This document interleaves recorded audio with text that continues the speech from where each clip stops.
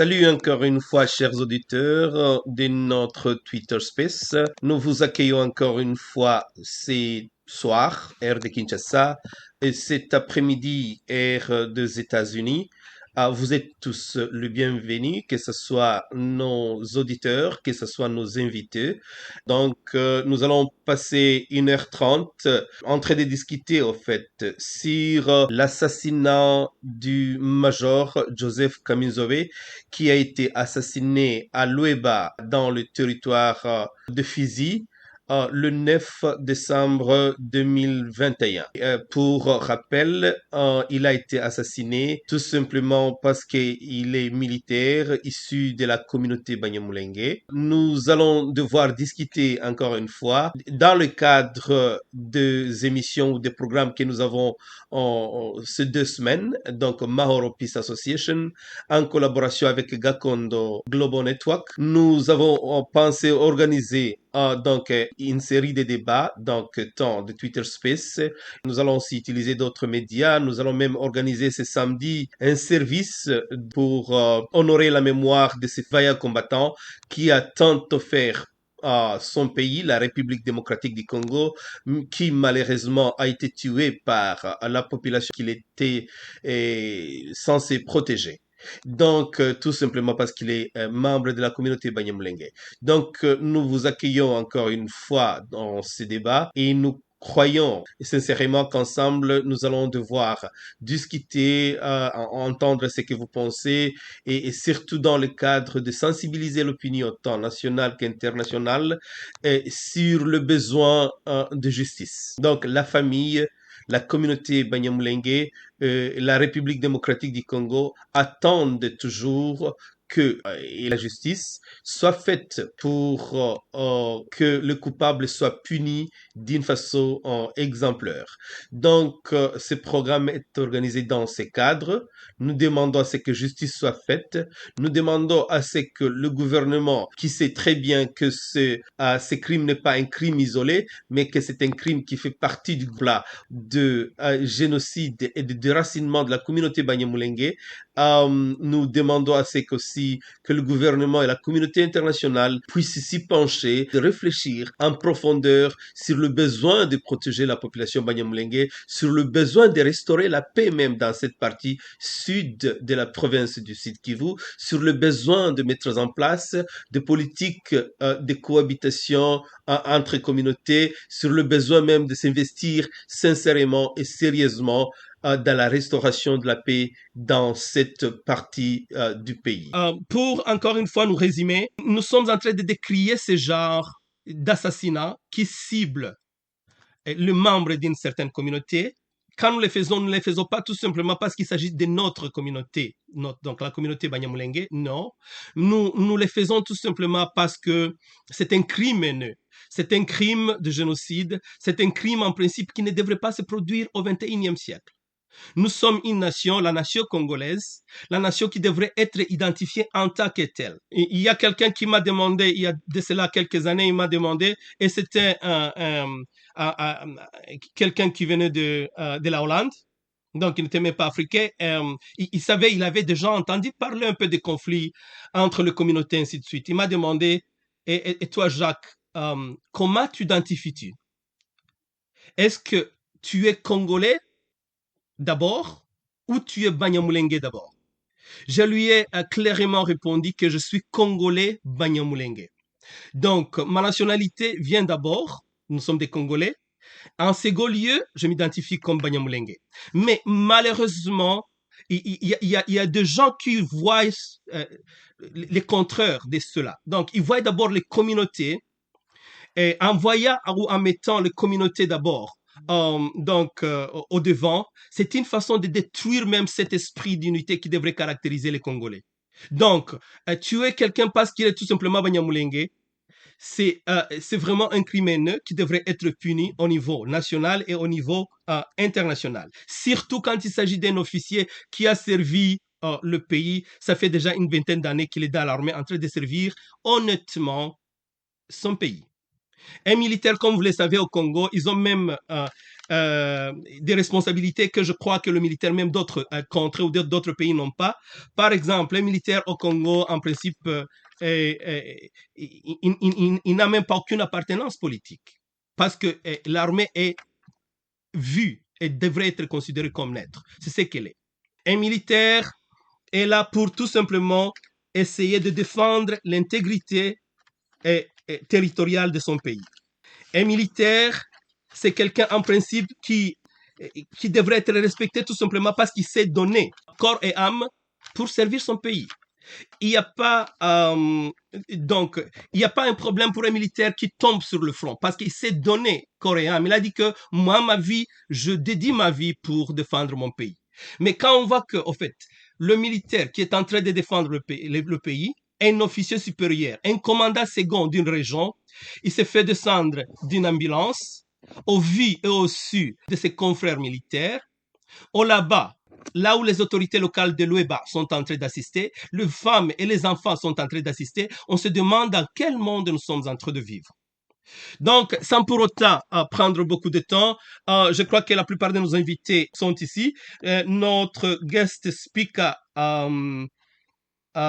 Ushindi Eliezer, est ici. Veuillez vous présenter, Monsieur Ushindi, juste une 2 minutes avant que nous puissions commencer. Monsieur Ushindi, la parole est à vous, s'il vous plaît. Veuillez vous présenter. Vous m'écoutez? Oui, on vous entend. Je disais, comme des coutumes, je salue d'abord toutes les participantes et tous les participants. Mais premièrement, j'exprime toutes mes condoléances à la communauté Banyamulenge et particulièrement à la famille du fait major Joseph Kamizobe. Et bon nom, je suis Eliezer Ushindi. J'ai fait partie de la plateforme Maïcha RDC qui, pas mal de fois, se soucie de ce que nos compatriotes Banyamulenge vivent dans le haut plateau. Merci beaucoup. Merci beaucoup, Eliezer Ushindi. Nous avons avec nous aussi comme invité, guest speaker, Bill Mukelwa. Bill, veuillez vous présenter, s'il vous plaît. Oui, merci pour la parole. Bonsoir à tous. Bonsoir à tous nos compatriotes qui nous suivent de partout dans le monde. Je vous remercie de m'avoir invité à cet échange. C'est toujours intéressant pour moi de participer à une rencontre où il s'agit de parler des questions de notre pays, et surtout de ce qui arrive aux membres de la communauté Banyamulenge, et spécialement au major Kamizobe qui a été lâchement assassiné. Tout simplement à cause de son appartenance ethnique. Et pour citer ce que vous avez dit dans l'introduction, tout autre Banyamulenge qui se serait trouvé dans ce véhicule aurait été tué. C'est absolument vrai et personne ne peut démontrer le contraire. Et voilà, donc, moi, ce que je peux dire de moi, je suis juriste de formation, juriste des droits de l'homme, mais je pense que j'interviens ici comme citoyen congolais avant toute chose. Parce que ce qui s'est passé, que l'on soit juriste des droits de l'homme, j'aurais été physicien, mathématicien, ça m'aurait interpellé. Voilà, c'est à ce titre-là que je vais intervenir. Comme citoyen, comme votre compatriote. Ok, merci.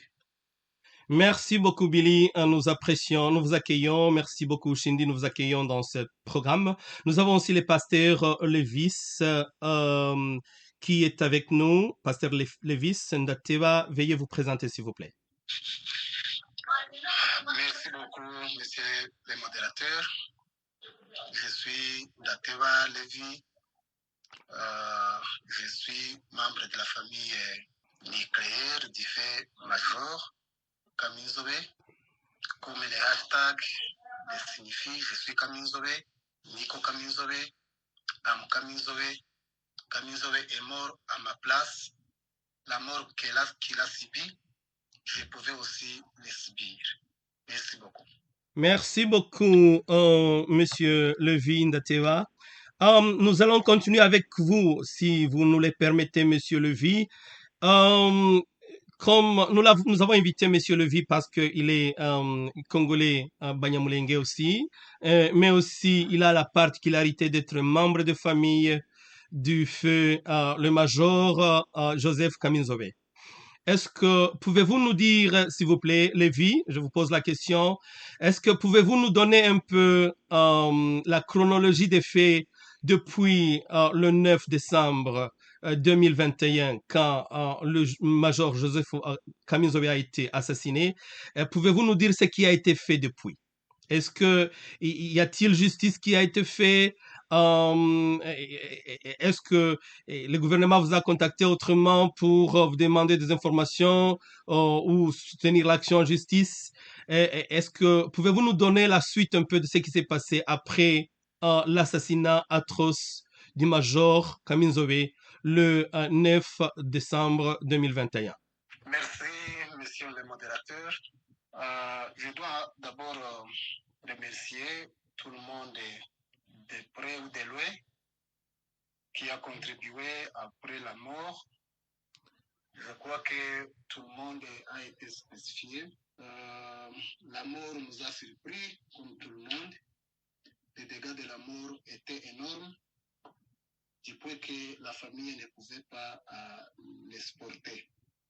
Mais après sa mort, je dois remercier tout le monde qui a contribué à ce que, d'abord, les cérémonies de funérailles soient. Parce que la mort qu'a subi mon frère, c'était une mort qu'on ne pouvait pas même voir le reste de son corps. Mais je dois remercier quelques éléments de la FARDC qui se sont donnés pour récupérer les parties de son corps et les remettre. Ça a été une consolation, la première consolation. Nous remercions aussi tout le monde qui a contribué à ces funérailles. Nous remercions aussi tout le monde qui contribue aussi. Après sa mort, même cette initiative qui nous conforte, soulage, je dois dire ça. Comme vous m'avez demandé, l'information à ma disposition est que rien n'est fait encore dans le secteur de justice.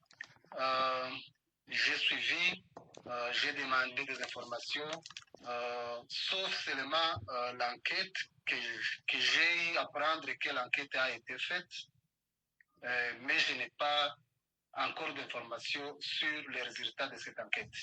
Vous voyez que si l'affaire est encore à la base de l'enquête, je peux me prononcer, dire que rien n'est encore fait concernant sa justice, mais je compte peut-être à la volonté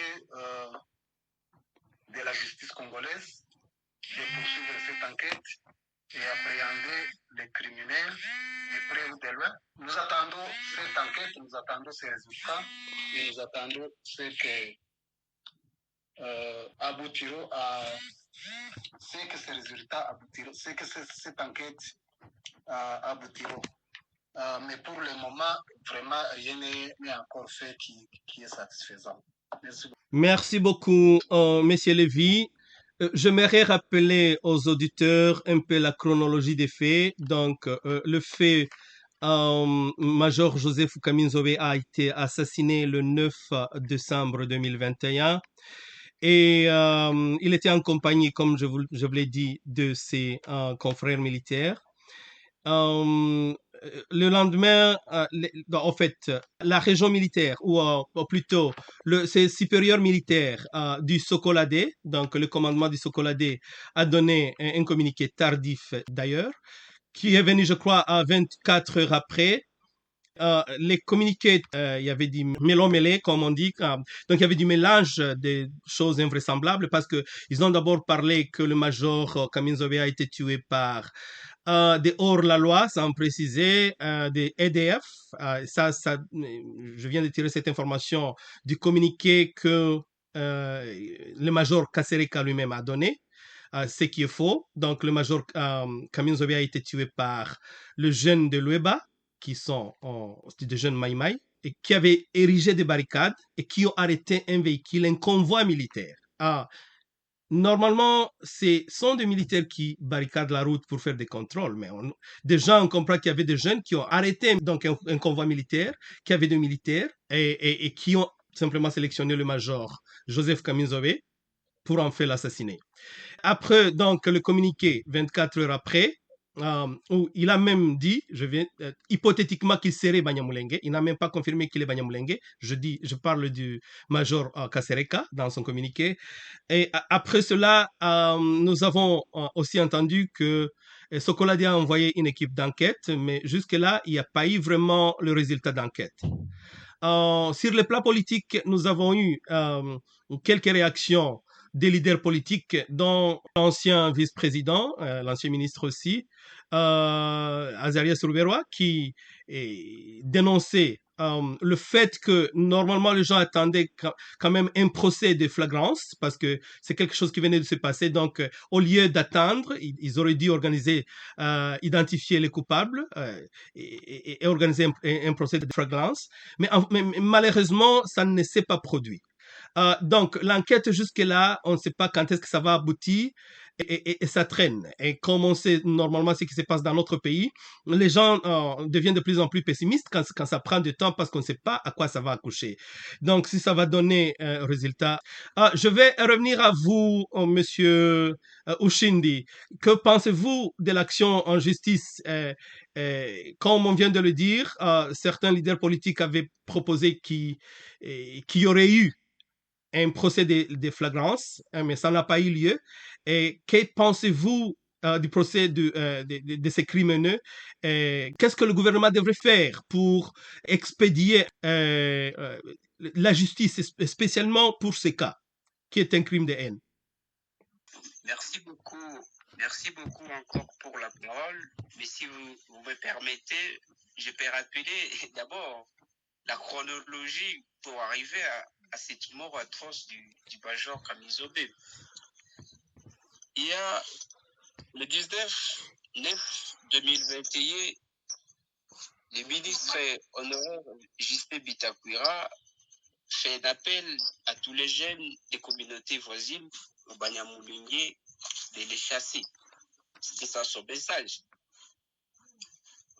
Les organisations des droits humains condamnent, notamment les bureaux des droits des Nations Unies pour les droits de l'homme condamnent ça. L'ambassade de l'Union européenne avait condamné ça. Il y a aussi presque tous les leaders politiques. J'ai dit tous les leaders politiques.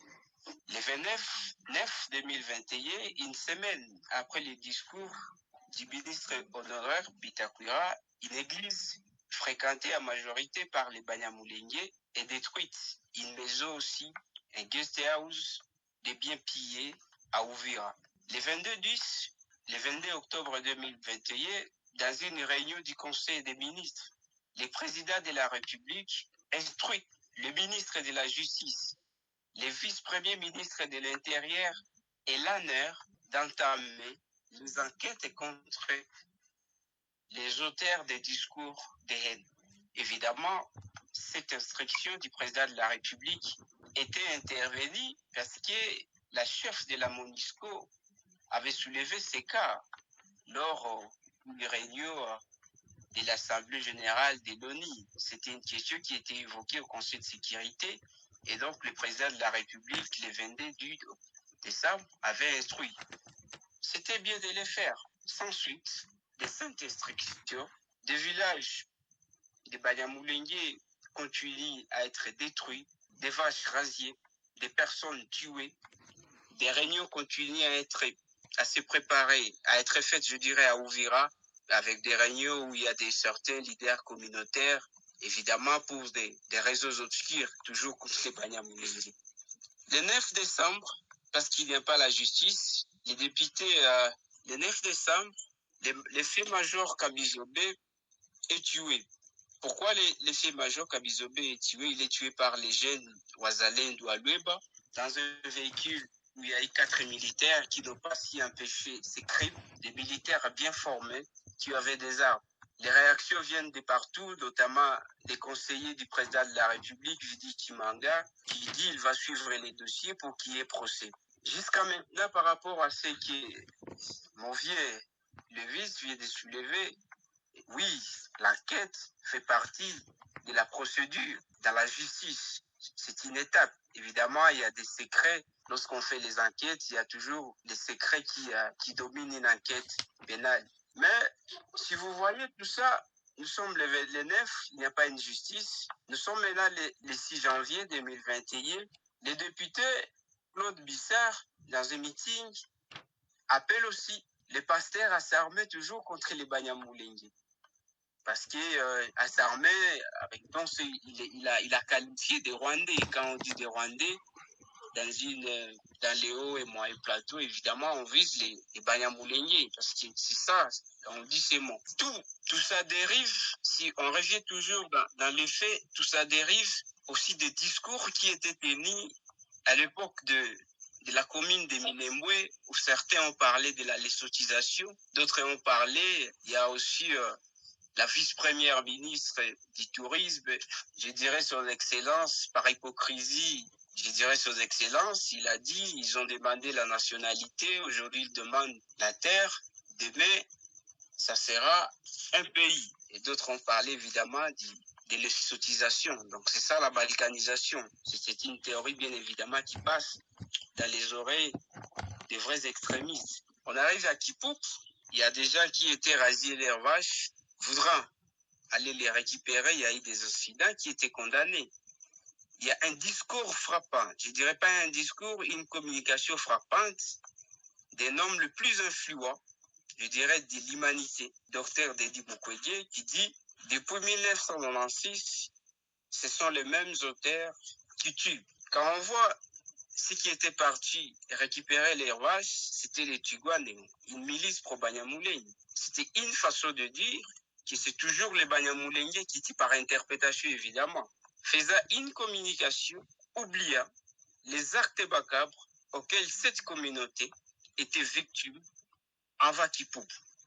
Une façon de dire au Maïmaï, continuez toujours à les tuer.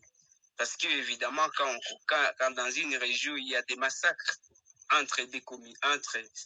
qui affectent toutes les communautés, quand on condamne une partie des massacres et on oublie les autres massacres, c'est-à-dire on encourage ces massacres qui est commis par les autres, ces autres-là à continuer à commettre toujours ce qu'il faut.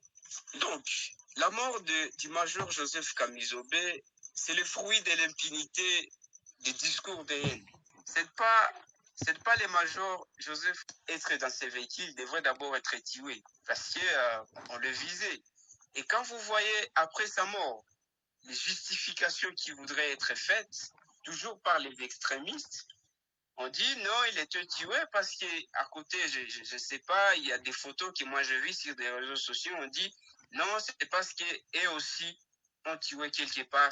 Donc c'était comme, ils voulaient justifier cet acte comme un acte de réplique ou de vengeance. Donc si on voit tout ça, aujourd'hui, ce que les Banyamulenge ont besoin, les Banyamulenge n'ont pas besoin de condamnation médiatique de tout ce qu'ils subissent. Ce qui va bien garantir les Banyamulenge, c'est la justice. Il y a une plainte qui est faite par certains officiers qui appuient des Maïmaï, contre aussi certains leaders politiques. Évidemment, je ne sais pas pourquoi on a oublié un ancien ministre qui a dit si vous arrivez là-bas, vous les FARDC, il faut tuer tout celui qui a la morphologie Tutsi, il faut le tuer. Alors, donc si on analyse tous ces faits ou cette chronologie des faits macabres, nous sommes dans une situation où les autorités s'arrêtent seulement aux condamnations médiatiques.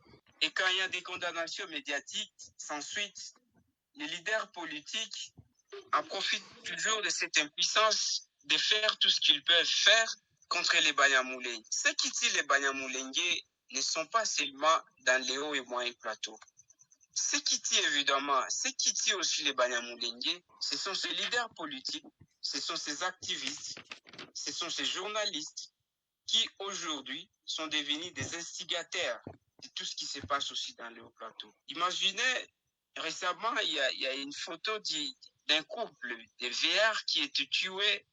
Quand on poste cette photo pour dénoncer ces massacres, un activiste je ne peux pas être hypocrite. Un activiste de la lucha dit, pour éviter à ce que ces gens soient tués au Congo, il faut les rapatrier au Rwanda. Il faut demander au gouvernement congolais avec les HCR de les rapatrier au Rwanda. Notre discours est venu de dire que ces gens se victimisent. Le discours continue dans ce sens par des auteurs qui sont bien connus, de la part des activistes, de la part des journalistes, de la part des leaders politiques. Mais rien n'est fait.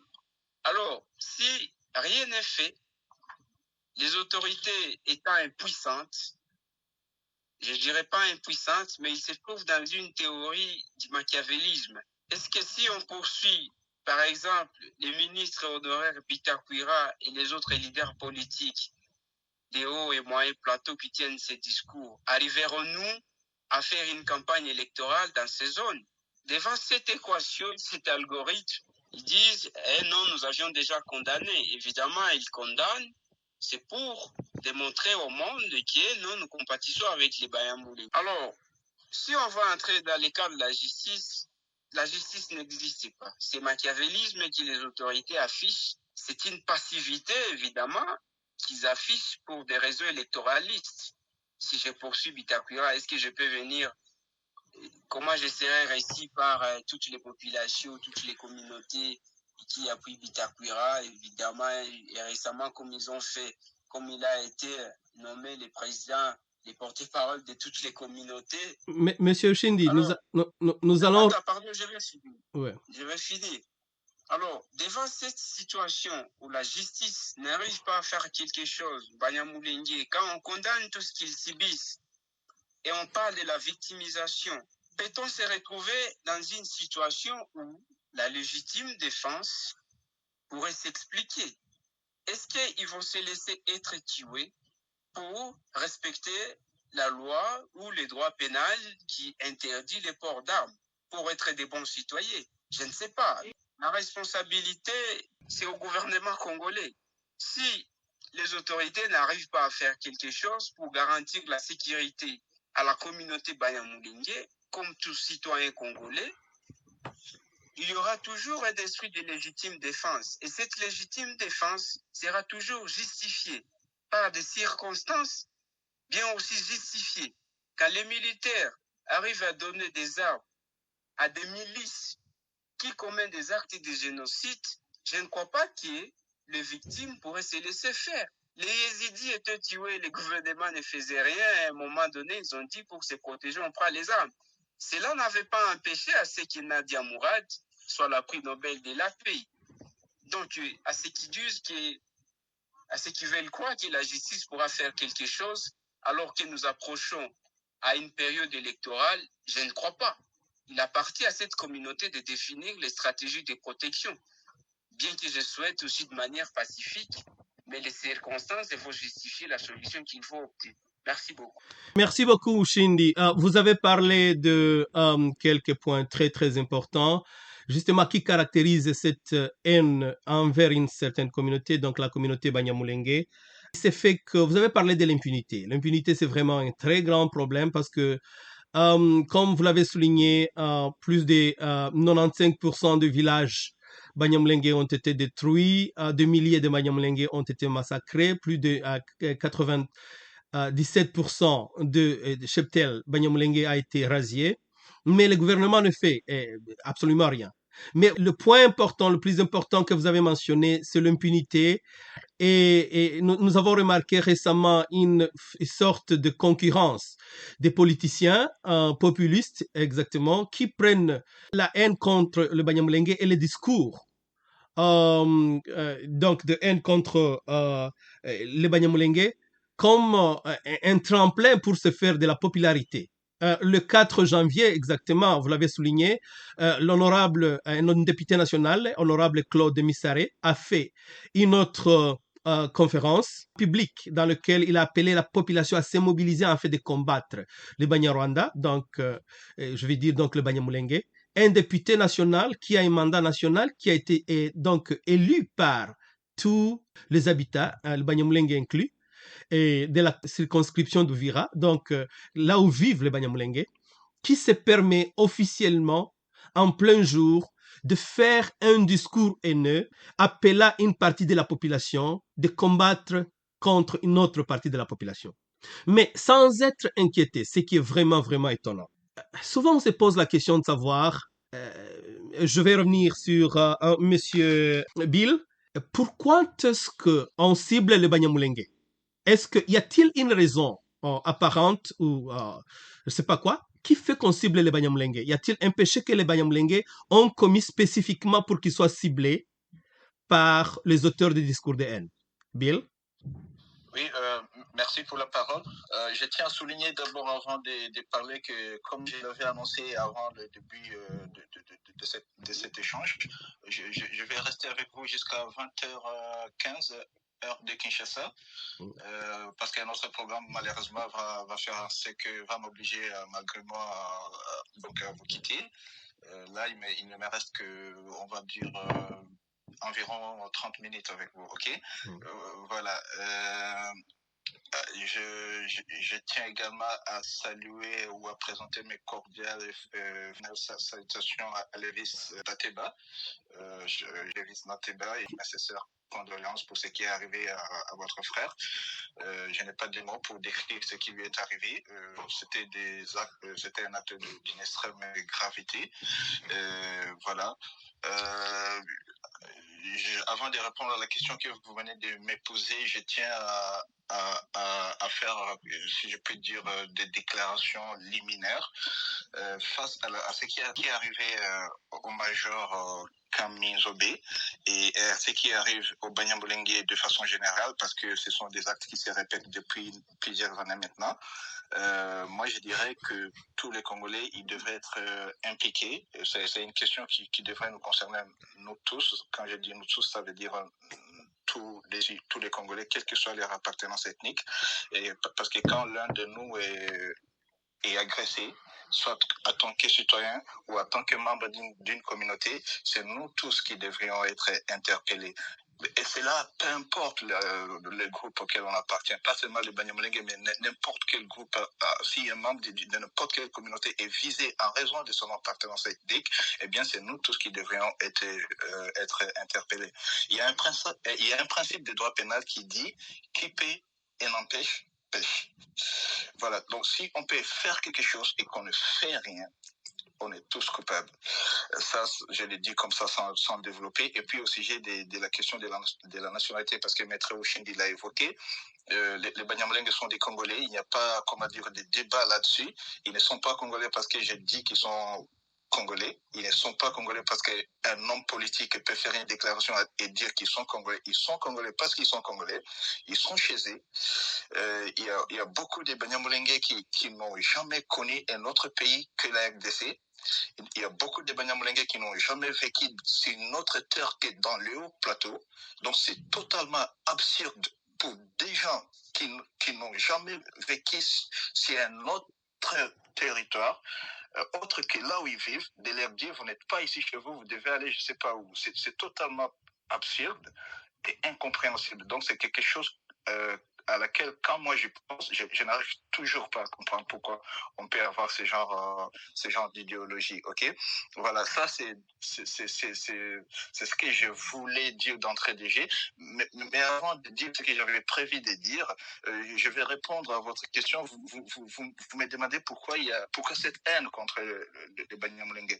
C'est une question très très intéressante parce que c'est une question que j'ai posée également à un compatriote qui lui n'est pas Banyamulenge, c'est un compatriote et un frère également, Mubembe, qui m'avait envoyé une vidéo et dans cette vidéo on voyait des Maïmaï qui disaient dans cette vidéo ils disent voilà les Banyamulenge sont arrivés dans cette partie en 1956 et donc ils ne sont pas d'ici, il faut les rapatrier je sais pas où. Et après avoir regardé la vidéo, je lui ai posé une question, je lui ai envoyé une information, je lui ai parlé du ministre Guissaro, Alexis Guissaro, et je lui ai parlé de son père, et je lui ai montré les sources qui démontrent qui demande comment lui il était dans les hauts plateaux depuis longtemps et qui serait né en 1942.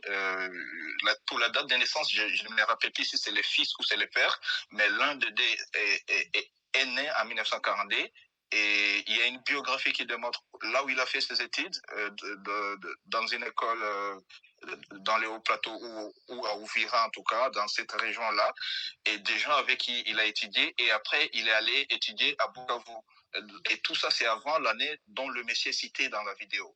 Et je lui ai dit, pourquoi est-ce que malgré qu'il y a des sources écrites qui ont été écrites au moment où il n'y avait pas encore tous ces problèmes, in tempore non suspecto, comme on dit, et par des gens qui n'étaient même pas congolais, c'était des étrangers, c'était des chercheurs. Ils ont fait des recherches, ils ont parlé des gens qu'ils ont rencontrés dans les hauts plateaux. Comment ça se fait que des étrangers sont venus avant l'indépendance du Congo et bien avant les années 40, ils écrivent des ouvrages sur des personnes qu'ils ont rencontrées sur cette terre, où vous dites que ces gens ne fassent pas partie de cette terre-là. Comment vous pouvez dire, comment expliquer que la tradition orale, parce que les Africains, on est imbus par la tradition orale, on croit plus la tradition orale que la tradition écrite. Il y a des gens, vous pouvez leur présenter des preuves, des écrits et autres preuves, ils vont vous dire, bon, moi, c'est pas ce qu'on m'a dit, moi, je reste avec ce qu'on m'a dit, je garde ce qu'on m'a dit, ok? Voilà, donc, comment expliquer que la tradition orale ne confirme pas ce que les sources écrites disent? Et mon compatriote en question, mon frère, il m'a dit, moi je pense que, parce que lui aussi, il est juriste comme moi, et s'il m'écoute, il sait que c'est de lui que je parle, et je le cite très très fidèlement. Et là, il me dit, moi je pense que les gens haïssent les Banyamulenge. Là, je le cite fidèlement, c'est juste une haine contre eux. C'est la seule chose qui peut expliquer que même face à la vérité, face à des sources qui sont, on va dire, incontestables, les gens ne veulent pas admettre la vérité. Voilà, donc ça c'était pour répondre à votre question, et c'est mon avis également, c'est ce que j'ai toujours soutenu. Il n'y a pas une autre explication que la haine. Maintenant on peut se demander pourquoi cette haine-là.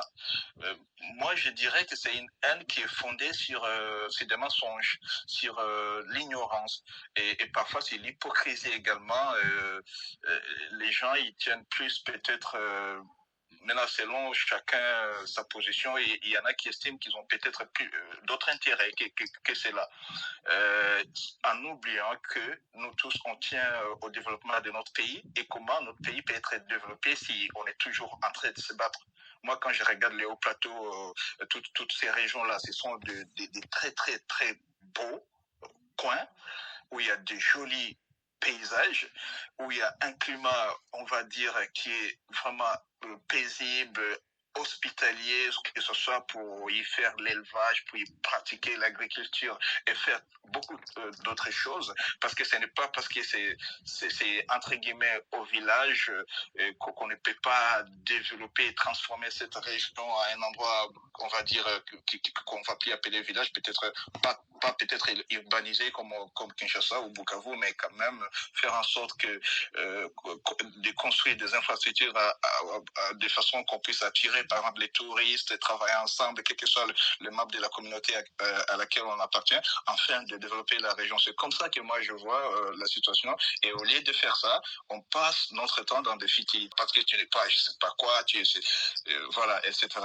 Voilà, ça c'est ce que je pouvais dire pour répondre à votre question.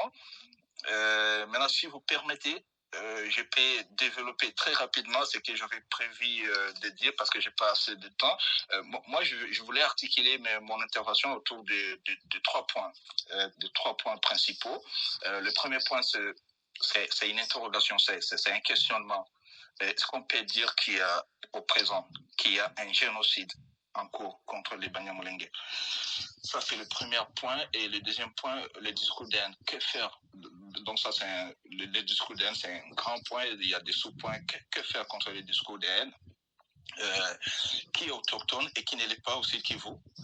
C'est quoi la balkanisation? Et y a-t-il un plan de balkanisation en cours en RDC?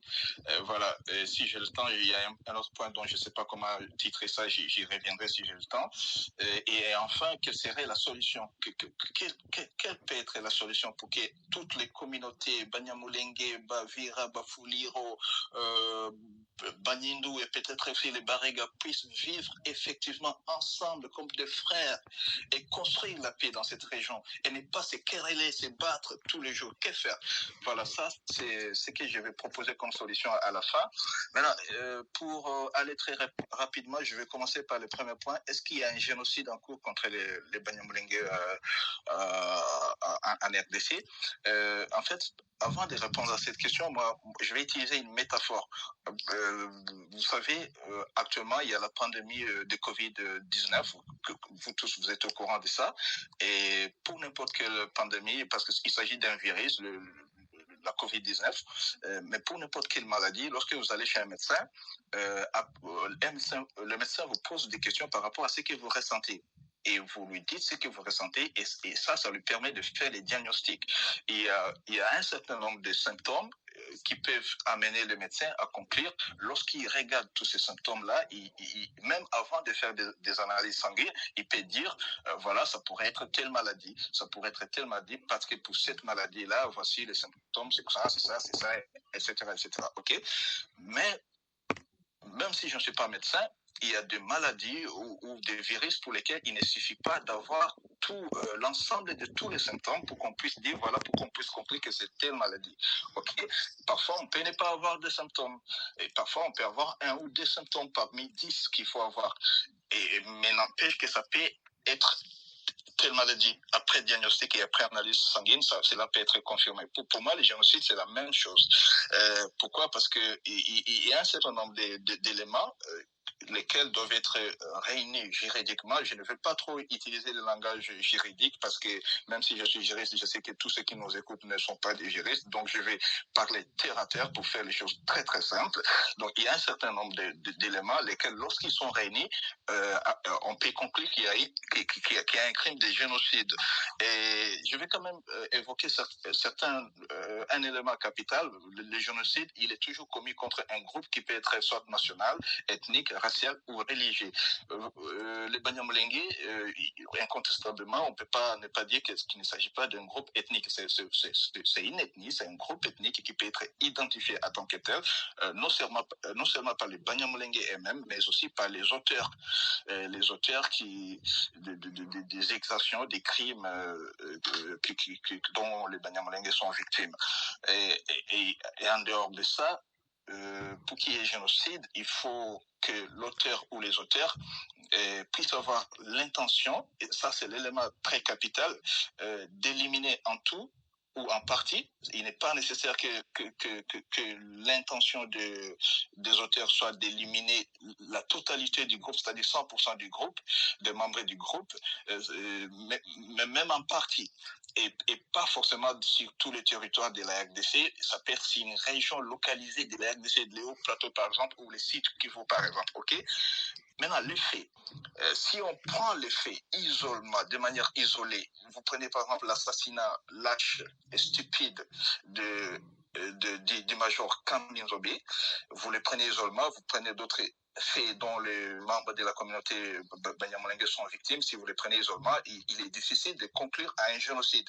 Mais par contre, si on les regroupe, on les met ensemble, on va voir qu'il y a incontestablement un génocide. Pourquoi? Parce que les membres de la communauté sont visés en raison de leur appartenance ethnique. Ça signifie quoi? Ça signifie que moi-même qui vous parle, si je suis là, et les auteurs m'identifient comme un Munyamulenge, ils vont me tuer. Et c'est arrivé, vous savez, il y a un fait qui s'est produit en 1996 dans le contexte de la guerre que notre pays a connu au cours de cette période. Vous savez, après que la guerre a commencé, dans certaines parties du pays, on a assisté à une chasse au Banyamulenge et là j'ai un cas d'un enseignant de Banyamulenge qui était marié à un membre qui était marié à une Mufuliro, voilà, et là lui il n'avait pas fui, il n'était pas militaire, c'était un civil. Et donc, il est resté dans sa belle famille. Et qu'est-ce que le membre de sa belle famille et les gens du quartier ont fait? Ils l'ont pris, ils lui ont enlevé, ils lui ont crevé les yeux, ils lui ont coupé ses parties intimes, c'est-à-dire son organe génital. Ils ont coupé sa tête, ils l'ont décapité et ils ont brandi sa tête comme un trophée. Et ça s'est passé donc en 1996. Et au cours de cette même, vous l'avez évoqué, c'est le cas d'un Malien qui était à Kamanyola. Pour ceux qui connaissent le site Kivu, lorsqu'on vient de Vira et qu'on va à Bukavu avant de passer par les Rwanda, voilà, la localité de Kamanyola, qui connaissent très bien. Et là, c'est un jeune Malien, c'est-à-dire du Mali, qui a été aussi attaqué parce que les auteurs l'ont pris pour Nyamulenge. Vous voyez, donc c'est pourquoi les génocides, c'est un crime qui, comme aimait le dire le professeur Moïse Chifende, qui la science, quand on parle du génocide, en fait, ce n'est pas seulement les membres de la communauté qui sont victimes, c'est un crime qui touche le genre humain. Quand certaines personnes veulent minimiser les génocides des Tutsis au Rwanda de 1994 en disant que les Hutus ont également été tués, cela doit être condamné parce que ça a été les Tutsis faisant partie du genre humain et que les Tutsis ayant été tués en raison d'être Tutsis, pour la simple raison qu'ils sont Tutsis, c'est quelque chose de très très grave que moi, même sans être Tutsi, je dois me sentir concerné en fait. Et je dois condamner cela et je dois me battre avec tous les humains qui comprennent cela, peu importe à quoi tu ressembles, peu importe la couleur de ta peau, peu importe la langue que tu parles. On doit tous combattre cela comme un seul homme pour ne pas que ça arrive. Non seulement aux Tutsis, mais à n'importe quel autre groupe ethnique. Voilà. Maintenant, pour l'intention, donc, pour ce qui est du crime de génocide, c'est un élément très, très capital. Et moi, je pense que l'intention, elle est clairement établie dans les chefs des auteurs qui tuent tout le temps les Banyamulenge. Là, si je cite, je peux donner quelques faits, par exemple, parce qu'il y en a tellement, je vais juste me limiter à certains que j'ai sélectionnés, comme les massacres de Gatumba de 2004, où au moins 160 personnes ont été tuées et sans autres blessés.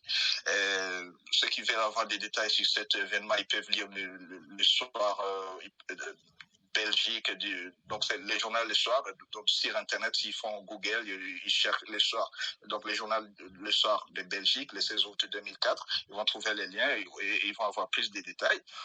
Et là, des gens ont été brûlés également à cette occasion, comme ça s'est passé pour le major Kamizobe. C'est vrai que le major Kamizobe, lui, il était déjà tué lorsqu'on l'a brûlé, mais ici à Gatumba, des gens ont été brûlés vifs. Et quand je dis des gens, c'était encore des Banyamulenge, malheureusement. En dehors du cas que j'ai cité du jeune enseignant qui a été sauvagement assassiné, il y a aussi d'autres événements qui se sont produits le 4 octobre 2011 et là c'est encore dans la région de Baraka et Fizi. C'est un véhicule de l'ONG Ebenezer Ministry International, donc les membres de cette ONG venaient circuler dans cette région et ils ont été comment dire ils ont été attaqués. Et au cours de cette attaque, les agresseurs ont séparé les Banyamulenge des non-Banyamulenge. Et encore une fois, c'était comment on reconnaissait comment ils savaient que tel est Banyamulenge, que tel n'est pas Banyamulenge. Encore une fois, à cause du phénotype. Vous voyez, en d'autres termes, quelques personnes qui auraient été là, qui n'auraient pas été Banyamulenge, si ressemblaient. Donc, dans l'esprit ou dans les têtes des auteurs, des gens qui ont fait ça, si elle ressemblait à Banyamulenge, elle aussi, elle aurait été tuée. Voilà. Donc, maintenant, il y avait tellement de choses à dire au sujet du génocide, mais je viens de... Voilà, oui, veuillez un peu être bref, allez sur le fait, s'il vous plaît, parce que le temps n'est pas tellement de notre côté. Oui, là, je finis pour ce qui est du génocide. Je ne sais pas si je peux continuer pour ce qui est des discours de haine. Bon, on va y revenir, Monsieur Bill. Nous vous remercions sincèrement pour votre intervention. Je voulais revenir à Monsieur Levis. Levis, en fait, Monsieur Ushindi et Monsieur Bill ont soulevé quelques points très très importants. Ils ont mentionné qu'en fait, l'assassinat du major Kaminzobe n'était pas un fait isolé. Donc, on l'a tué tout simplement parce qu'il est Banyamulenge. Donc, ça fait partie du grand plan du génocide qui a déjà commencé, disons, ça fait longtemps, mais et continuellement, c'est depuis 2017 que nous sommes en train de vivre cela, quotidiennement. Et j'ai beaucoup plus aimé le point que M. Oshindi a aussi soulevé, le point de légitime défense, qui est un point vraiment capital pour toute personne qui se sent insécurisée. La légitime défense, des fois on dit que non, le Banyamulenge aussi se défendent et se battent contre les gens qui les attaquent. Et ça s'appelle la légitime défense exactement. Si l'État n'y fait rien, le Banyamulenge ne peuvent pas croiser les bras et voir leurs enfants, leurs femmes tués comme ça. Ils essaient de se défendre quand il est faut. Malheureusement, les ennemis de la paix, c'est comme ça qu'on les appelle, le Mai Mai et les autres miliciens avec qui ils coopèrent, ils sont soutenus par certains militaires des FARDC. Et il faudrait aussi rappeler que l'assassinat du major Kaminzobe, il y avait certainement des confirmations que certains militaires de sa hiérarchie ont été impliqués dans cet assassinat même. Monsieur Levy, je vais vous poser la question sur... vous êtes membre des familles, donc vous êtes au premier plan en ce qui concerne vraiment les gens qui ont été affectés directement par la mort du major, même si nous tous, nous sommes victimes et on aurait dû être tués à sa place si on s'était retrouvé à Loeba ce jour-là. Quel conseil pouvez-vous donner au peuple Banyamulenge comme consolation? Surtout, essayez un peu d'inscrire l'assassinat du major Kaminzobe dans les génocides actuels. Qu'est-ce que vous pouvez dire de ce qui s'est passé à Kaminzobe dans les contextes du génocide contre le Banyamulenge, s'il vous plaît? Merci pour la parole. Avant de répondre à cette question, je dois d'abord commencer par dire le courage de Kaminzobe salué sous le drapeau de la République du Congo. Kaminzobe s'est enrôlé dans l'armée à son jeune âge. C'est à partir de 1996 qu'il s'est relié à l'armée du fait Laurent Désiré Kabila. Donc, si vous comptez les années, il a servi le service militaire pendant 26 ans. À mon avis, il est parti s'enrôler dans l'armée à 19 ans.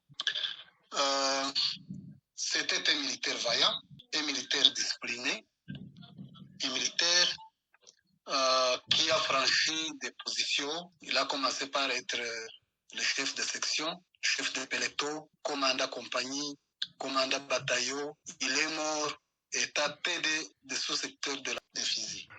En tant que membre de la famille, le fait Major Kaminzobe nous a laissé il y a longtemps pour servir la nation. Il s'est donné, je crois, pour ceux qui savent, les lieux, les fusils, c'est un lieu reculé, comme vous l'avez dit. N'était lui, peut-être il aurait abandonné le service militaire. Mais alors, c'était donné pour servir la nation, mais il est tué lâchement. Je crois, nous n'avons pas de mots à exprimer cette mort. Cette mort n'a pas de qualificatif. Être génocidé, si je peux le dire, comme tous les Banyamulenge, mais la mort de Kaminzobe présente une particularité qu'on ne peut pas qualifier.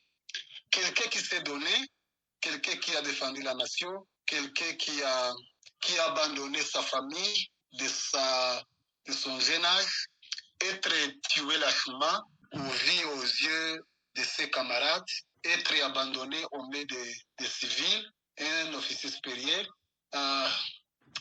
c'est douloureux, on n'a pas de mots à dire, c'est douloureux, sincèrement mes chers, c'est douloureux, je vous assure. Alors, ce que je peux dire à la nation, ce que je peux dire à la communauté Banyamulenge, Kaminzobe n'est pas mort au champ de bataille. Kaminzobe est mort à la place de tout Nyamulenge. Si tous les Banyamulenge étaient à Lueba, seraient morts. Mais je n'ai pas de mots à dire. Le message que je peux porter à tout Nyamulenge, c'est un message de condoléances. C'est un message aussi de soutien. Ce qu'il faut les Banyamulenge s'autodéfendre, c'est un droit légitime. C'est un droit légitime de tout être humain. Ce n'est pas même pour les humains, même pour les animaux. Quand on chasse un animal, il y a quelquefois qui va s'arrêter et s'autodéfendre. Je crois que l'autodéfense des Banyamulenge cadre dans ce contexte. Ils n'ont aucun choix. J'ai suivi quelques déclarations des autorités, mais ici de la communauté Banyamulenge, crier partout là, ici et là, et montrer aux autorités, tant civiles que militaires, d'arrêter l'assassinat, d'arrêter les guerres, d'arrêter le génocide qui est préparé contre la communauté. Mais je crois que cet cri d'alarme n'est pas trop attendu ou sont pris à la légère, mais l'état où nous sommes, l'état où les Banyamulenge donc, ils sont dans la phase de se défendre comme il faut quelques animaux, même dans la position de faiblesse, ils se décident de s'arrêter et puis combattre pour la dernière fois. Je crois que l'autodéfense de Banyamulenge, je peux les qualifier dans cette optique. Mais ce qui m'a trop déçu, j'avais confiance à l'armée congolaise, que si c'était l'armée professionnelle, ça devait être une armée neutre. Avec la neutralité de l'armée, tout le monde peut fonder son espoir. Mais la mort qu'a subi Kaminzobe en présence de ses collègues, ça m'a trop déçu, voir mon espoir reculer, parce que moi-même, après mes analyses, j'ai vu que dans l'armée, il y a une fissure, il y a une idéologie qui n'est pas digne de l'armée. L'espoir de la paix en RCD, pour moi, ça a reculé de beaucoup de pas. J'aimerais dire qu'au Banyamulenge, la seule chose, c'est l'autodéfense. Il faut se défendre jusqu'à ce que le gouvernement, jusqu'à ce que l'autorité soit conscient et prenne ses responsabilités et rétablit la paix dans la contrée-là. Ça, c'est un. Deuxième chose, je dois dire au Banyamulenge que la famille a besoin de la justice. Tous ceux qui peuvent, de loin ou de près, soutenir la famille dans la poursuite de la justice, nous avons besoin de votre contribution. Autre chose, je vais demander à la justice congolaise, à l'autorité congolaise, qui détient la justice en main, de faire son travail. De faire son travail. La mort est là. La mort, c'est habituel.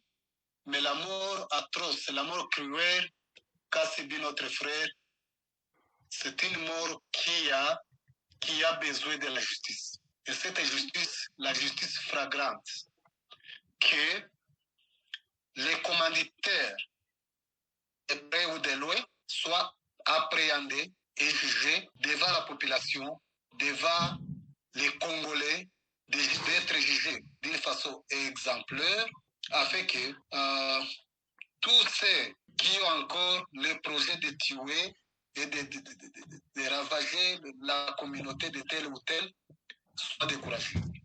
Merci. Merci beaucoup, Monsieur Levy. Nous vous remercions encore une fois pour votre message vraiment très profond. Vous avez demandé à ce que justice soit faite pour notre frère congolais, Joseph Kaminzobe, qui a été lâchement lynché, assassiné. 26 ans des sacrifices pour la nation congolaise. 26 ans de dédication sans frais à la sécurité et à la protection de l'intégrité territoriale de notre pays, le Congo. 26 ans, le paiement qu'il vient de recevoir le major Kaminzobe, c'est d'être lynché, c'est d'être tué, c'est d'être mutilé en présence de ses confrères militaires. Ça ne devrait pas arriver dans un Congo où nous voulons que tout le monde jouisse des mêmes droits et des mêmes devoirs.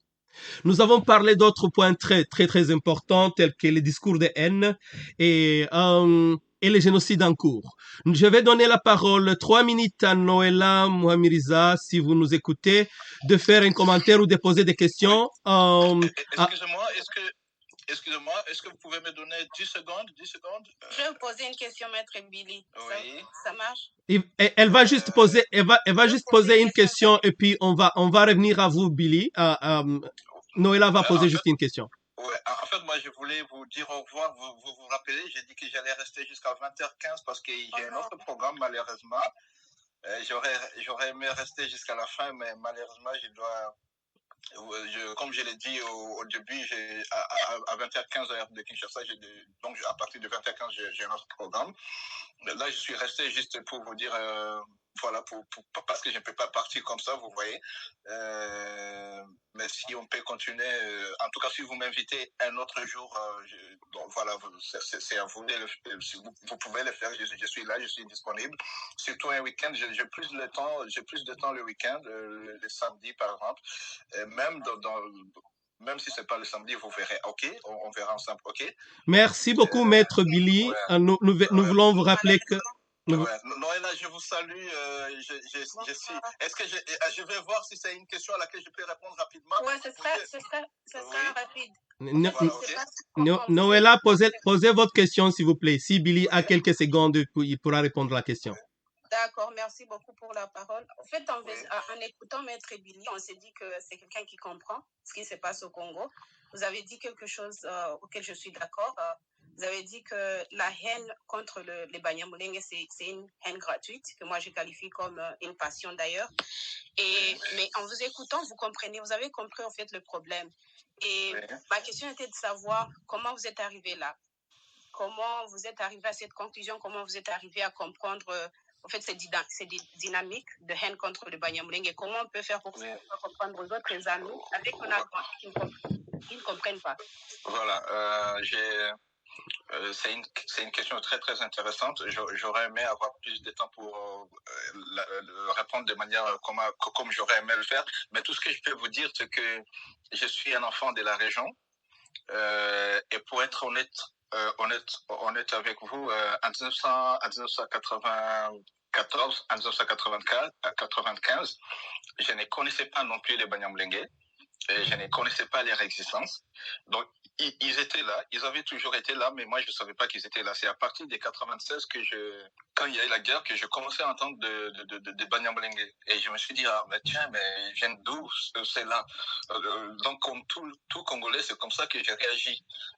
Et pour être honnête avec vous, j'ai aussi cru, comme d'autres Congolais, que c'était en fait des Rwandais, c'est-à-dire des gens qui venaient du Rwanda en ce moment-là. Mais c'est avec le temps, en fait, que j'ai compris la vérité. D'abord en lisant des livres d'histoire et en plus j'ai eu des amis Banyamulenge à Bukavu. Quand j'étais élève, j'ai étudié avec des jeunes Banyamulenge. J'ai écouté les Banyamulenge, par exemple à Ouvira. Je me rappelle, il y a un membre de la communauté qui un jour m'a parlé d'une attaque que lui et les membres de sa famille avaient subi dans un véhicule qui avait été attaqué par les Maï-Maï. Donc c'est en écoutant les gens de tout près, surtout les membres de la communauté, en causant avec eux. Vous savez, vous ne pouvez pas connaître quelqu'un si vous ne vous approchez pas de cette personne-là. Le meilleur moyen de s'y connaître les uns des autres, les uns les autres, c'est d'échanger, c'est de dialoguer. Mais si chacun reste dans son coin, c'est difficile d'avancer. C'est pourquoi le dialogue, il est très, très important. Et là, c'était pas dans un but de dire, voilà, on a des conflits, je vais dialoguer avec eux. Mais c'était juste des personnes que j'ai rencontrées parfois au hasard, comme on peut rencontrer n'importe quelle personne. Et j'ai été à l'écoute. Et donc, et beaucoup parmi eux, il y en a qui n'avaient même pas mis encore leur pied au Rwanda. Voilà. Je ne sais pas si ça répond à votre question, mais je dirais aussi, il faut comment dire, dans la vie, il faut être objectif. Et lorsqu'on fait une erreur et on se trompe, on voit vraiment qu'on s'était trompé, qu'on était complètement à côté par rapport à tel sujet. Il faut avoir l'audace et l'honnêteté intellectuelle de dire, voilà, ici j'avais tort. Mais les choses ne sont pas telles que je pensais qu'elles étaient. Vous voyez. Donc je vais, si vous le permettez, donner un exemple de Steve Biko. Et j'allais parler de Steve Biko si j'avais plus de temps, parce qu'il y a un notable du site qui a évoqué Steve Biko en disant que moi, les combats que j'ai fait, c'est comme le combat de Steve Biko, alors que lui, il n'arrive pas vraiment à la cheville de Steve Biko.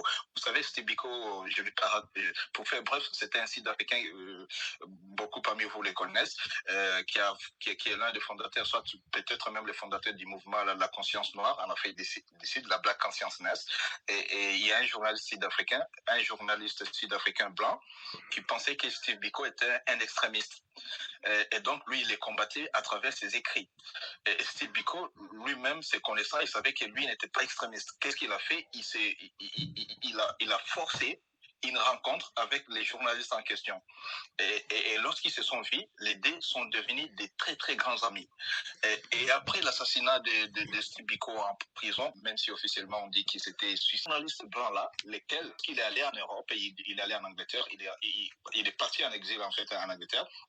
Lorsqu'il est arrivé là-bas, il a écrit un livre sur Steve Biko, un livre de 800 pages, dont le titre est Vie et mort de Steve Biko. Le journaliste en question s'appelle Donna Booth. Donc, en bref, c'est pour dire quoi? C'est pour dire qu'on connaît mieux quelqu'un ou les gens lorsqu'on se rapproche d'eux, lorsqu'on leur parle, pas lorsqu'on reste dans son camp en train de préjuger les gens. Voilà. Donc, voilà ce que je pouvais vous dire. Ouais. On pourrait en parler un autre temps, ok? D'accord. Et à bientôt. Maître Billy, nous vous promettons de vous inviter encore une fois pour nos débats prochains. Nous vous remercions vraiment d'avoir contribué dans ces débats. Donc, nous avons Yves... Nous avons Yves Mandata qui a demandé la parole. Si vous avez une question, Yves, la parole est à vous. Mais avant cela, je voulais dire à nos auditeurs que ce que M. Billy vient de dire est vraiment, vraiment très important. Cherchez la vérité, lisez au moins l'histoire. Ne gobez pas ce que nos politiciens populistes vous donnent. C'est de la poison contre notre pays, contre le Congo. Ce qui se fait contre le Banyamulenge n'est pas seulement quelque chose qui détruit la communauté Banyamulenge, c'est quelque chose qui détruit toute la nation congolaise, parce qu'elle détruit la cohésion, le tissu social même de l'unité qui nous a toujours caractérisé, ça fait plus de 100 ans dans cette partie de notre pays. Lisez l'histoire, ne gobez pas le discours de haine de nos politiciens qui le font avec une intention bien connue, le populisme prospère sur les mensonges. Merci beaucoup. Vous avez la parole, Monsieur Yves. On vous écoute. Oui. Nous avons Ben Moutara qui veut poser la question. Ben, si vous nous entendez, vérifiez encore votre micro. Ben, vous avez une minute, s'il vous plaît. Alors, bonjour, bonsoir tout le monde. Ça dépend de là où vous êtes. Bonsoir, Ben. En fait, bonsoir, chers auditeurs. Je voudrais juste faire un petit commentaire sur ce qui vient d'être dit concernant, en fait, la mort du major Kamizové, qui est pour moi, en fait, quelque chose qui va au-delà du major Kamizové. En fait, c'est quelque chose qui concerne toute une communauté, en particulier les Banyamulenge, mais aussi de façon générale l'humanité. Ça fait en fait des années que la communauté Banyamulenge, au Sud Kivu et en RDC en général, fait face à un génocide et qui pour moi c'est dit, j'ai suivi très bien les amis qui viennent de prendre les mots, notamment Bill et Shindy, si j'ai bien lu. Donc, ce qui se passe chez nous, c'est vraiment un génocide.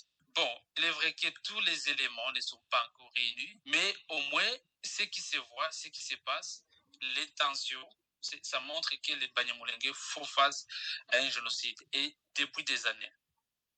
Et moi, ce qui complique la tâche, c'est quoi? Ce qui complique les choses, ça veut dire quoi? C'est une injustice qui est devenue, à mon avis en tout cas, institutionnalisée en quelque sorte. Donc, ceux qui tuent les Banyamulenge, ce ne sont pas seulement les Maïmaï que nous voyons aujourd'hui, ou les groupes armés étrangères, mais il y a aussi la volonté de notre gouvernement. Je ne peux pas comprendre comment un major, un officier de l'État, un haut gradé de l'armée, puisse être sorti du véhicule alors qu'il est avec ses compagnies d'armes, tué, lapidé, brûlé et mangé. Et tous ses amis, ils partent vifs sans que personne n'ait touché. Ceci vraiment donne un sentiment que seuls les Banyamulenge sont visés. Et ceci ne doit pas être déconnecté des réalités des Banyamulenge en général. Ce que nous avons observé depuis 2017 jusqu'à aujourd'hui, c'est un plan bien planifié, bien étudié, et à mon avis, j'assume mes mots, ce que je vois, c'est que le gouvernement central de Kinshasa est derrière tous les plans que nous voyons. Moi, je vais être très rapide, mais je peux mentionner quelques faits. S'il vous plaît, veuillez simplifier votre intervention, s'il vous plaît.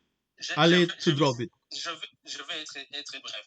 Ne vous en faites pas. Si vous regardez ce qui se passe dans le plateau de Minembwe, nous avons des cas où les civils ont été tués d'une manière ou d'une autre ou livrés par les militaires qui étaient censés les protéger entre les mains des milices Maïmaï.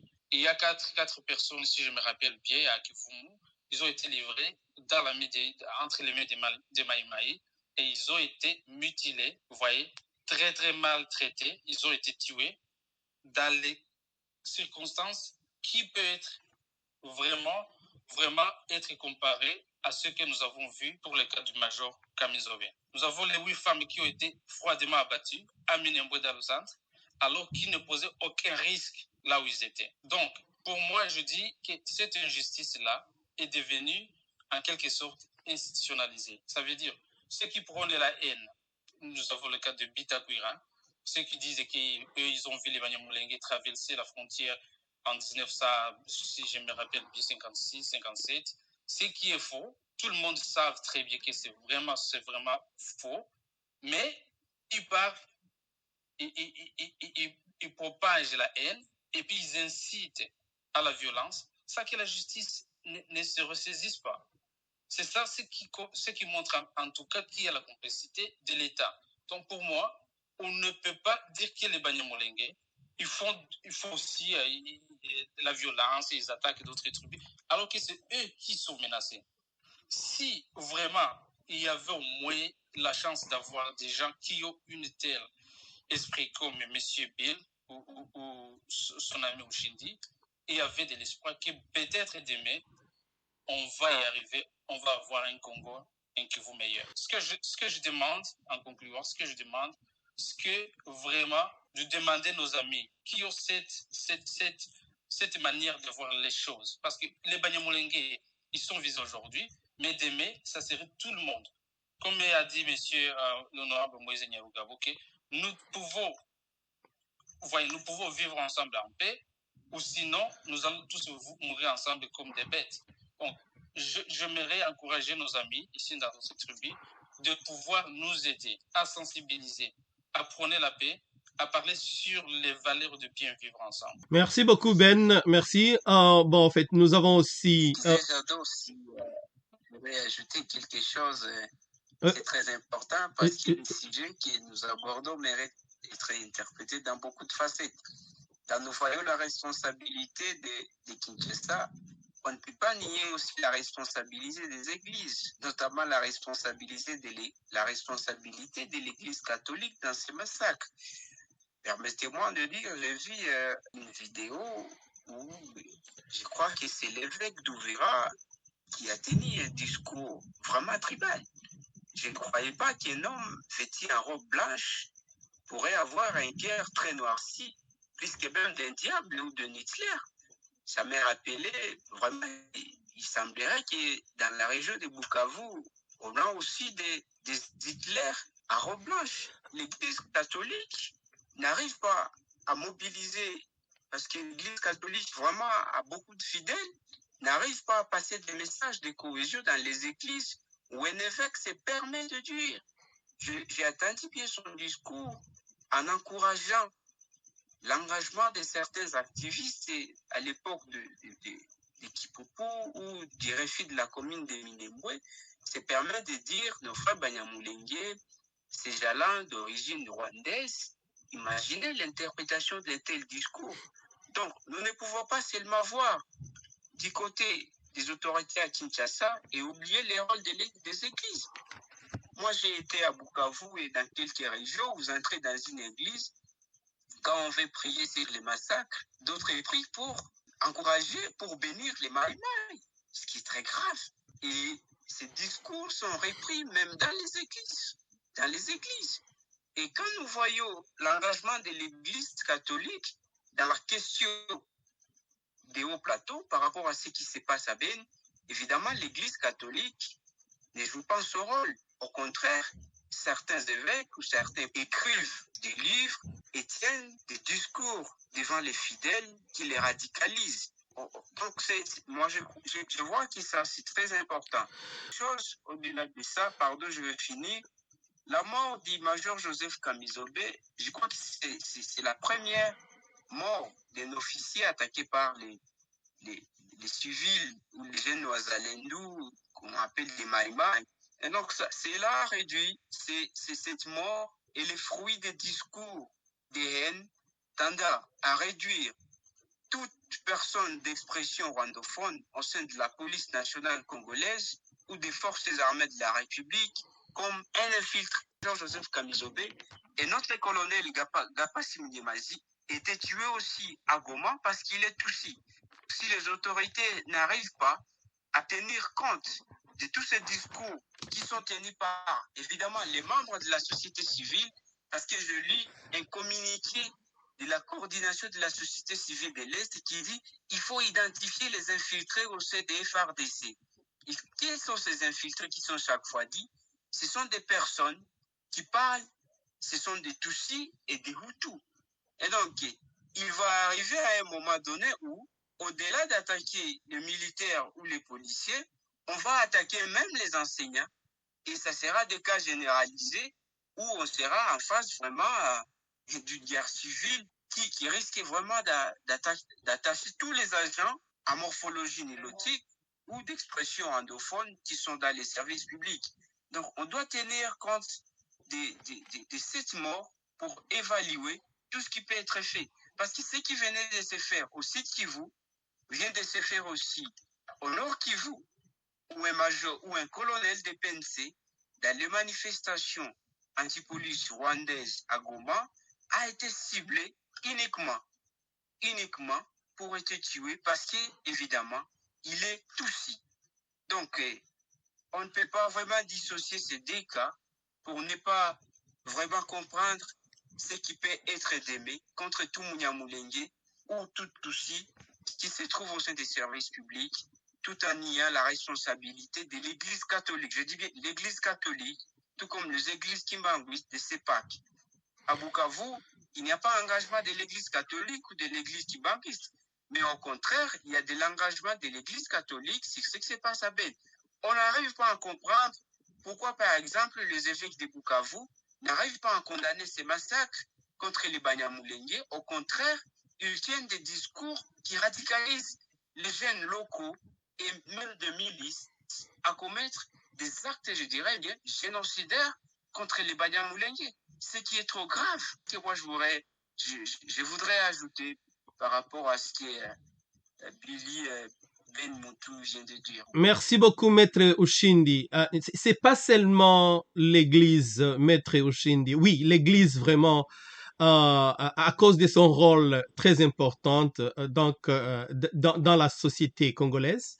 On peut parler de l'Église catholique, des églises même protestantes, des églises de réveil, mais c'est toute la société civile en fait. Je ne sais pas si vous avez lu l'histoire, mais les années 90 ont été caractérisées par justement la naissance de cette idéologie anti-Banyamulenge, anti-Tutsi en général à l'Est. Et la racine même de cette idéologie était vraiment la société civile.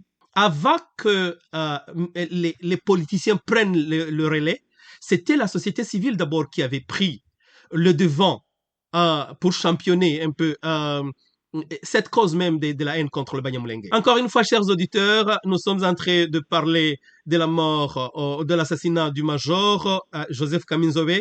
Pour ceux-là qui nous ont rejoints un peu plus tard, il y a un hashtag qui est en ligne. Veillez, s'il vous plaît, si vous voulez militer pour que justice soit faite. Il y a le hashtag I am Kaminzobe, je suis Kaminzobe, Nico Kaminzobe, qui sont en ligne. Veillez, essayez un peu de donner à votre ami, de sensibiliser votre ami sur le hashtag je suis Kaminzobe, qui parle au fait ou qui recadre un peu l'assassinat de Joseph Kaminzobe dans le génocide qui est en train d'être perpétré contre la communauté Banyamulenge. Veillez s'il vous plaît, regardez sur les hashtags et les partagez à vos amis. Nous allons donner la parole à monsieur Ebende Ekenge, s'il vous plaît. Si vous avez une minute, nous sommes en train nous avons encore 8 minutes pour terminer notre programme. Et veuillez, s'il vous plaît, être bref. Monsieur Ebende Ekenge, vous avez la parole. Ok, merci. Vous m'entendez? Oui, nous vous entendons parfaitement. Ok, merci beaucoup. Je vous remercie de m'avoir donné la parole. Mais je voudrais un peu revenir sur certains concepts de base. Les problèmes qu'on soulève, c'est un problème sérieux. La mort d'une personne, c'est quelque chose à prendre au sérieux. Et quand les gens vivent en communauté et il y a des conflits, je pense que la première chose à faire, c'est d'essayer de trouver la racine des problèmes. Pourquoi je dis qu'on doit trouver la racine du problème? Par exemple, j'ai suivi beaucoup de discours, tout le monde qui parle, vous parlez de la communauté Banyamulenge et ainsi de suite. Alors, quand je parle de la racine du problème, je voulais dire ceci. Ceux qui, par exemple, les autres communautés, qui n'est pas la communauté entre parenthèses Banyamulenge, trouvent par exemple qu'au départ, il y a une fraude. Pourquoi est-ce que je dis qu'au départ, il y a une fraude? Puisque les autres communautés considèrent que le terme Banyamulenge, en fait, c'est un terme frauduleux. Puisque, en réalité, le Banyamulenge, bon, l'histoire, c'est une longue histoire. Les origines, je ne reviens pas sur leur origine, mais les noms Banyamulenge, en fait, ces gens qui se donnent ces noms-là, ce sont en fait des Tutsis. Des Tutsis, que ce soit d'origine rwandaise, bref, c'est la communauté Tutsi. Pour certaines circonstances, certaines raisons se sont donné des mots de Banyamulenge. Alors, les problèmes tournent autour de ça. Donc, pour résoudre les problèmes, les gens doivent aller à la racine et résoudre le fond du problème. La volonté de vivre ensemble de tout le monde est là, mais on ne peut pas résoudre les problèmes quand vous ne faites pas face à la réalité, quand vous ne vous dites pas la vérité. Puisque moi, c'est quand je... Ça les problèmes, parce qu'ils s'appelaient les Banyamulenge et non, est-ce que vous pouvez me laisser continuer. Vous pouvez me laisser continuer, vous allez prendre la parole par après sur vous avez une minute, s'il vous plaît. Allez tout droit au point, en fait. Ok, je disais ceci. La volonté de vivre ensemble est là, mais au départ, on doit résoudre le problème du fond, puisque le terme Banyamulenge, au départ, si nous devons l'analyser, il y a la fraude. Donc, pour faire un milliard de fraude. Si c'était la fraude, le ministre du Sahara, il ne devrait pas être réuni pour qu'il s'appelle Banyamulenge. Mais, Monsieur Oshindi, permettez-lui de terminer, s'il vous plaît. Vous avez encore quelques 40 secondes, s'il vous plaît. Ok, voilà. Je disais que c'était la fraude, puisque les problèmes du fond, comme je l'ai dit, la volonté de vivre ensemble est là, mais nous devons résoudre les problèmes d'ensemble pour que les gens puissent se mettre à table et traiter les problèmes tels qu'ils se fait. Dans le terme Banyamulenge, en fait, c'est un terme frauduleux. Donc, bon, je n'ai pas Je me limite à ce niveau-là. Si vous avez des questions, on peut aller. Mais c'est bref. C'est que je voulais dire qu'on doit résourre des problèmes de fond. C'est ça l'idée que je voulais dire. Monsieur Ebenge, les problèmes, s'il vous plaît. Si on lui laisse passer comme ça, c'est trop ridicule. Moi, je trouve que nous sommes ici à l'Est et nous sommes nés, nous tous à l'Est. Être appelé Munyamulenge n'est pas un problème parce qu'il y a ce qui s'appelle les Banyamuniki, il y a ce qui s'appelle les Banyamatia, et les Tia, ce sont des mots qui représentent sociologiquement. Si on s'appelle Munyamulenge, donc on est des Mulenge. Si on s'appelle Munyamuniki, donc on est des Muniki. Est-ce que la référence par rapport à une colline ou à une rivière ou à un arbre, ce sont des références sociologiquement qui sont empruntées par des tribus et cela n'a causé aucun problème. Si vous dites ça, vous répondez directement au discours de ceux qui disent qu'ils doivent cesser avec ces noms. Tout le monde a le droit de s'appeler de ce qu'il veut. J'ai le droit de m'appeler, par exemple, si je suis d'Engweshe, je connais un arbre que tout le monde aime y aller au jour des fêtes.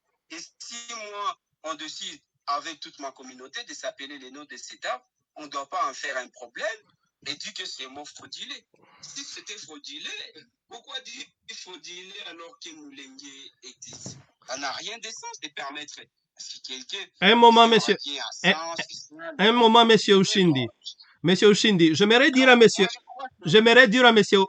Ebenge, juste un moment, monsieur Ushindi. J'aimerais dire à monsieur Ebenge que le nom ne pose pas problème, vraiment. Le nom n'est pas le problème de fond, exactement. C'est ça, même, l'erreur que commettent la plupart des Congolais. Même notre pays a changé de nom. Combien de fois? Notre pays s'appelait l'État indépendant du Congo. Et puis, ça s'est appelé le Congo belge, le Zaïre, et puis la République démocratique du Congo. Le nom n'a rien à voir avec le problème de fond que nous avons. Le problème de fond que nous avons, c'est le manque de politique et de cohésion nationale. Ce qui se passe actuellement, c'est un génocide contre le Banyamulenge. Et toute personne qui a une conscience humaine, pas seulement congolaise, devrait s'élever pour en tout cas, dénoncer ce genre de comportement de nos politiciens, le génocide qui est en cours contre le Banyamulenge. Et donc, le nom Banyamulenge en question n'est pas vraiment le problème de fond. Parce que, et quand bien même le nom posait des problèmes, peut-on tuer une communauté tout simplement parce qu'elle s'appelle Banyamulenge ou Bafulero ou Babembe? Non. Le nom ne peut pas être la cause de tueries ou de massacres à caractère communautaire. Ça, c'est un faux fuyant, c'est un faux problème. Nous allons... Monsieur Jacques, si vous pouvez me permettre juste un petit mot sur ce que Bende vient de dire. En fait, moi, je trouve ça lâche de dire qu'on doit tuer toute une communauté simplement parce qu'ils ont un nom que nous ne voulons pas. Et monsieur Bende, vous vous appelez Bende, moi, je m'en fous. C'est votre nom, ça ne me pose pas aucun problème. Vous avez votre tribu, votre communauté, ça est non, justement. Mais est-ce que votre nom, le nom de votre tribu, si vous êtes congolais, entre guillemets, est-ce que c'est un don divin? Ça tombé du ciel et c'est Dieu qui vous a donné ce nom-là que vous avez? Non. Et moi, vous avez la liberté. Voilà, vous avez la liberté, mon cher ami. Vous avez la liberté d'être appelé un nom qui vous convient. On s'en fout. Ce qui est important pour nous en tant que Congolais, c'est de voir ce qui nous est important en commun, en tant qu'une société. Donc, je m'en fous d'où vous venez, quand vous êtes venu. Si vous êtes Congolais, par la langue congolaise, ce qui est important, c'est de voir est-ce que telle communauté, ils font ce qui est bien pour notre pays. Par exemple, les vaches de Banyamulenge qu'on vient de raser par milliers. C'était une affaire de plus de 30 millions de dollars en une seule année. Mais c'était une économie de l'État. Mais vous voulez tout embraser, tout brûler, parce que les Banyamulenge, ils ont un nom que vous ne voulez pas. Monsieur Ben, s'il vous plaît, nous avons un problème de temps. Nous sommes à la fin de notre programme. Je vais dire un mot. S'il dit c'est non, moi je vais vous dire, moi je ne suis pas Munyamulenge. Moi, ma mère est Rega et mon père est ici. Mais du fait que j'ai dénoncé de façon régulière que les Banyamulenge sont tués, il n'y a pas de jour, on avait pris ma photo et on a mesuré, je vous dis, mon nom, mon nez, on a mesuré mon nez et on m'a qualifié d'un étranger. Si on réfléchit sur tous ces aspects où on prend les nez de quelqu'un, et puis les gens disent, non, parce que ton nez est un peu long, ça ne fait pas partie des critères de nationalité d'origine. C'est ça ce que moi, on m'a dit. Pourtant, je ne suis pas Moulengi.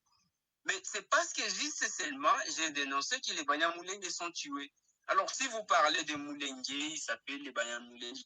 Mais nous, on nous appelle des Banyabungo, mais nous sommes des Chics. Et pourquoi on ne nous dit pas?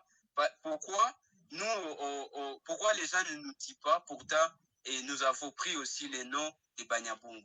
On ne doit pas permettre certaines choses. C'est sur ce discours pareil que nous attendons de la part de Maïmaï, de Maïmaï, des personnalités politiques à cravate, mais ce sont des vrais Maïmaï qui disent de tels discours et vous amenez dans un débat pareil, un tel discours où c'est un nom fraudulé. Et vous, vous appelez Ebende.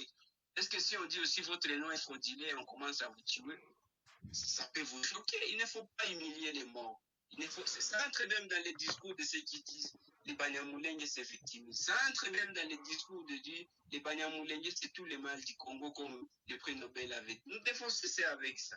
Personne. Le Banyamulenge, aujourd'hui on le dit, mais demain ils seront libres. Et nous tous nous serons libres. Ce sont avec des discours qui ne tiennent pas et qui ne peuvent jamais favoriser la cohésion sociale. C'est très regrettable de voir ce qui se passe dans nos plateaux où il y a eu autant de vaches, mais on enregistre des enfants mal nourris.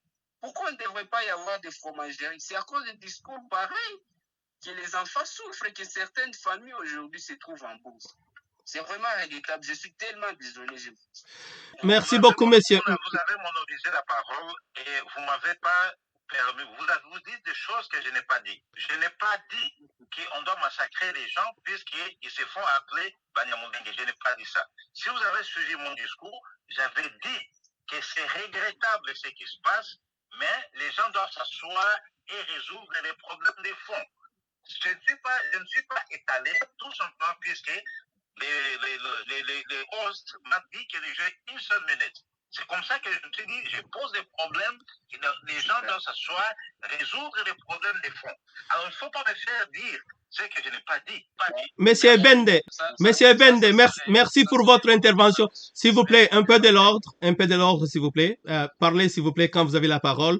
Donc, nous nous approchons vers la fin de notre émission, s'il vous plaît, parce que nous avons dépassé quand même de 6 minutes. Ce que nous voulons vous dire encore une fois, c'est que cette émission a pour but de sensibiliser l'opinion nationale congolaise pour que justice soit faite. Le major Kaminzobe a été tué tout simplement parce qu'il est Banyamulenge, injustement. Le rêve de tout militaire, c'est de tomber sur le front comme un héros sous les drapeaux et il est honoré et reconnu comme un héros qui est mort pour le pays.